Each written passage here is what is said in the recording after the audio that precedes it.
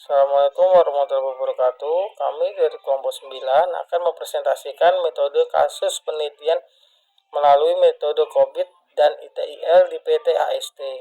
Pembahasan yang pertama yaitu melalui metode COVID, di mana DS1 Divide and Manage Service Level. Proses ini bertujuan untuk mengetahui sudah adakah komunikasi efektif antara manajemen TI dan pelanggan bisnis mengenai pelayanan yang dibutuhkan telah mengenai pemenuhan tingkat pelayanan.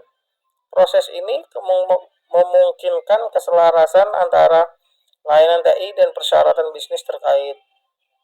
Domain ini terbagi menjadi 6 subdomain, antara lain DS1 Service Level Management Framework, yang kedua definisi of service, yang ketiga service level agreement, yang keempat operating level agreement, monitoring dan reporting of service level assessment, yang terakhir review of service level agreement contract.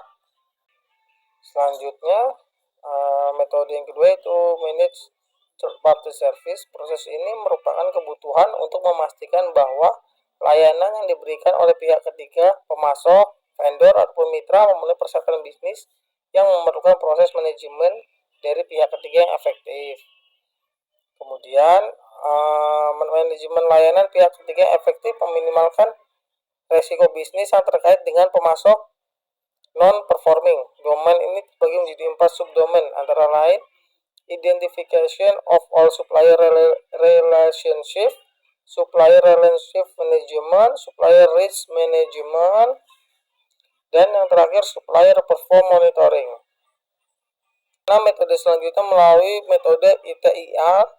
Metode kasus ini dilakukan analisis kondisi proses audit sistem informasi akademi SIAKAD dengan menggunakan framework versi 3 yang berupa pernyataan dari kuesioner yang dibuat sesuai dengan proses yang ada di framework ITIL versi 3. Yang pertama, ada tingkat kematangan kondisi saat ini.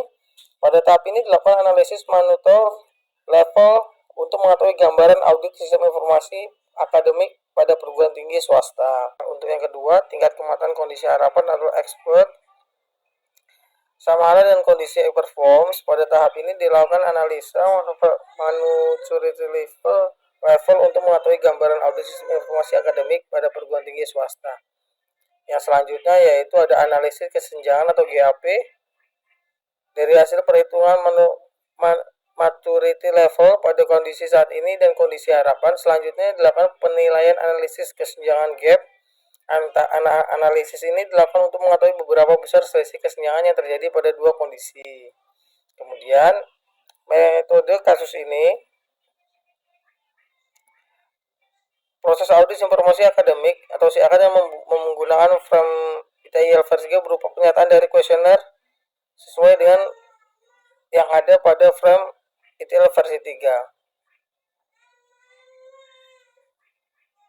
Selanjutnya ada metode yaitu ISO 2700. Penerapan ISO 2700 sangat penting demi menjaga keamanan data maupun informasi rahasia yang dimiliki oleh perusahaan. Ketika menjalankan suatu bisnis, walaupun dalam penerapan cukup sulit, namun harus tetap dilakukan demi mencegah kebocoran data penting pada perusahaan. Standar dari ISO 2700 merupakan standar nasional yang diterbitkan oleh Badan Standarisasi Internasional. Terdapat ratusan pertanyaan dan langkah penerapan secara umum. Standar ini berisi panduan prosedur kontrol. Secara umum, standar ini berisi panduan prosedur kontrol beserta kebijakan dalam mengelola dan mengendalikan resiko keamanan data. Agar semakin jelas, berikut implementasi ISO 2007 yang wajib Anda ketahui. Yang pertama, gap analysis yang merupakan tindakan dari membantu perusahaan untuk mengetahui penerapan aturan di dalam perusahaan.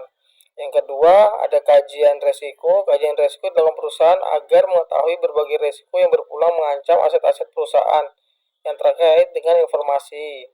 Yang ketiga, penyusunan dokumen. Penyusunan dokumen ini mengenai kegiatan mitigasi resiko, yaitu yang berisi hasil dari kajian. Selanjutnya yang keempat, implementasi. Tahapan berikut implementasian dokumen yang sudah disusun sebelumnya. Selanjutnya, audit sertifikasi. Demi mengetahui hasil penerapan ISO 2007, maka diperlukan audit sertifikasi. Audit dilakukan untuk mengetahui efektivitas standar serta kesesuaian terhadap poin-poin persyaratan. Sebelum audit dilakukan, perusahaan wajib melakukan persiapan agar berjalan dengan sistem yang baik. Perusahaan wajib melakukan penerapan ISO 2000 agar berhasil. Implementasi ISO 2000 harus dimiliki daya dukung yang cukup seperti ketersediaan sumber daya manusia dan teknologi, karena itu dapat bekerja sama dari berbagai pihak internal. Metode selanjutnya yaitu balance scorecard. Balance scorecard adalah evaluasi strategi yang teknik kendali merupakan sebuah proses yang memungkinkan perusahaan untuk mengevaluasi strategi berdasarkan 4 perspektif: keuangan, pelanggan, proses bisnis internal, dan kemudian serta pertumbuhan. Terdapat 3 skenario yang memungkinkan strategi scorecard. Yang pertama, aspek sosial dan lingkungan. Yang kedua, menggunakan perspektif tambahan. Kemudian yang ketiga, merumuskan aspek sosial dan lingkungan. Dari 3 skenario kemungkinan tersebut, skenario kedua yaitu merupakan fokus utama dari Sustainability Balance Scorecard. Perspektif kelima dalam metode Balance Scorecard ini adalah memberikan lebih banyak visibilitas. Hal ini merupakan dapat dilihat dari perspektif sosial yang terdiri dari indikator kinerja. Selanjutnya, ada perspektif keuangan terdiri dari ROE, ROI, rasio kas, rasio lancar, dan collection periods on CP atau perputaran persediaan atau PP. Yang kedua, perspektif pelanggan terdiri dari pangsa pasar, akuisisi pelanggan, dan kepuasan pelanggan. Kemudian yang ketiga, perspektif proses bisnis internal terdiri dari proses inovasi dan proses pelayanan. Yang keempat, perspektif pembelajaran dan pertumbuhan yang terdiri dari kepuasan pekerja.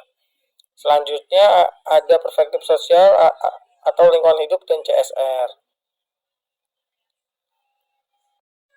Perputaran persediaan PP, perputaran total aset atau TATO, rasio modal sendiri terhadap total aktivasi TMS terhadap TA. Sekian presentasi dari kelompok 9. Saya mewakili kelompok 9. Itulah hasil kerjasama dari kelompok kami. Semoga dapat bermanfaat buat kita semua. Saya akhiri. Wabillahi taufiq wal hidayah. Wassalamualaikum warahmatullahi wabarakatuh.